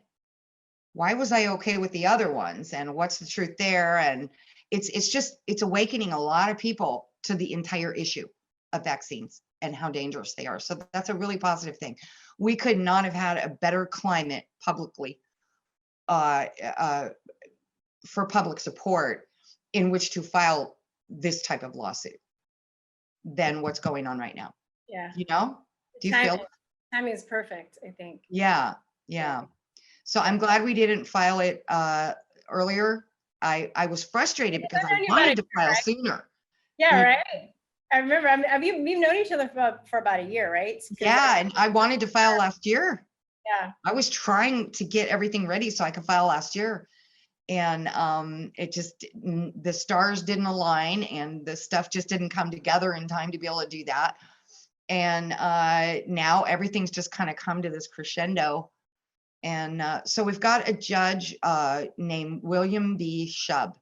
He was the only one on the roster that was not either a Clinton or Obama appointment. He's a Bush appointment, which, you know, we all know some things about old Bushies that wouldn't make you feel safe about a Bush appointment.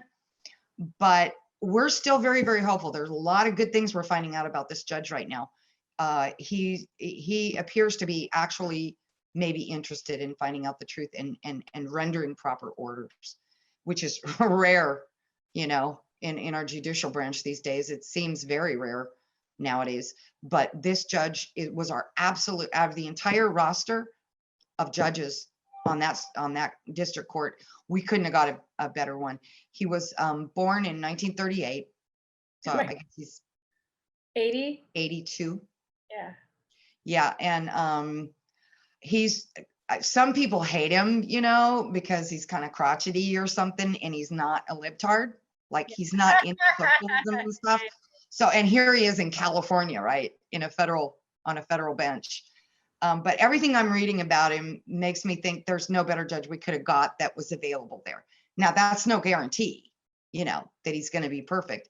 But then on the other side of this, as the only defendant we have is President Trump. And we're asking him to please settle this by issuing the orders that our nation desperately needs to have issued in order to save our country. So I guess the rubber's about to meet the road on whether or not Mr. Trump, Mr. President, is okay with the depopulation agenda, because these numbers are irrefutable. Yeah. They're irrefutable. This is the truth. This is what's going on right now. They're killing us with these shots, not just this new death injection, whatever it's going to do to us, but all the vaccines that they keep giving all the kids, and increasingly trying to mandate. We need help. Our country, the people of this nation are dying right now. They're dying off. And I don't want to lose this country. I mean, this is the only home I know. Yeah, me too. I'm not gonna let it happen. So, I'm gonna go kill the bear.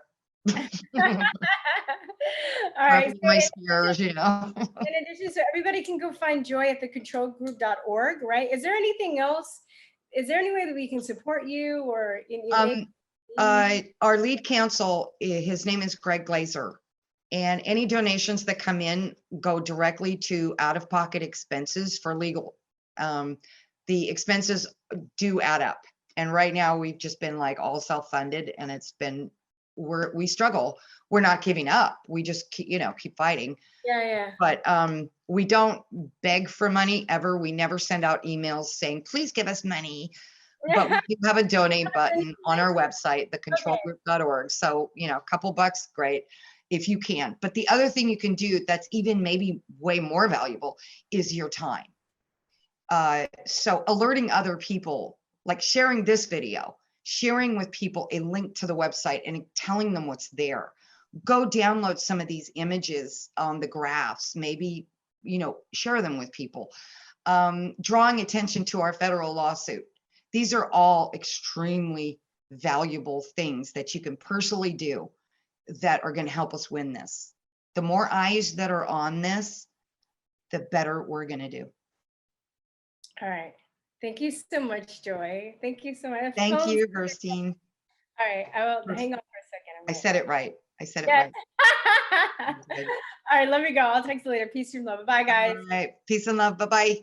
Godspeed, everybody. All right. That was great. Joy is amazing. And like I said, I told her in the video, I've definitely on this journey, I have met some amazing, incredible human beings. I would not give this journey. It's been hard. I often talk about when I first started this journey and I was just like, oh my God, people don't know this information. Let me just post it on my Facebook so they would know. Didn't know I was gonna lose all my friends, everyone I ever met in my life, basically. Not mostly, but not really. But you know what I mean, right? When you're a truth seeker, you just kind of go for it, but you don't really realize how much people don't want it, how much people are going to hate you for it, how much you're going to be exiled, and how much you're going to be shamed and, isolated because of your pursuit of truth. But in that pursuit of truth, I met, I lost a lot of friends, or I guess they weren't my friends. I thought they were my friends, but I've gained even better friends. I've gained and I've met the most incredible human beings, and Joy is definitely one of them. Please go and support her and her project, her lawsuit or project, her work at thecontrolledgroup.org. If you can, donate.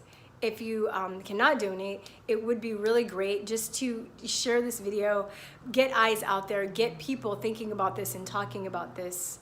And also for anybody that has all of these autoimmune diseases, I'm not a doctor, okay, but like me, like I have done, I've definitely seen progress with my health because I sought out other alternatives outside of the allopathic community, because what they really want to do, they're just going to give you medicine. Then that medicine's going to give you side effects, and you have to take medicine for that, and medicine for that, and it keeps going. So, there are pretty much every autoimmune disease that we talked about in her lecture and her, graphs and stuff, there are ways to remedy or get better or make your situation less chronic. Now, it's probably not going to be a pill or an herb that you can take. It's not going to be easy. You might have to change your diet. There's also a really good book called The Autoimmune Solution by Amy Myers. I'm going to put that in the links for you guys to check into. That would be a good start. You can also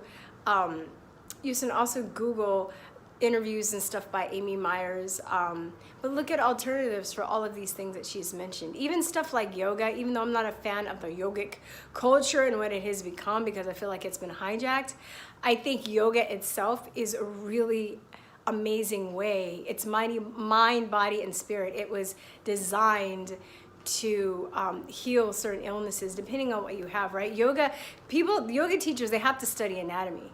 So just like doctors do. So it's meant to heal the body, to make all the systems work together. And for a lot of people, even that's one of the things that I've incorporated into my changes.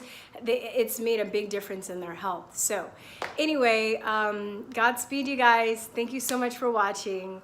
And I will talk to you later. Peace, truth, and love. Bye-bye. Mwah.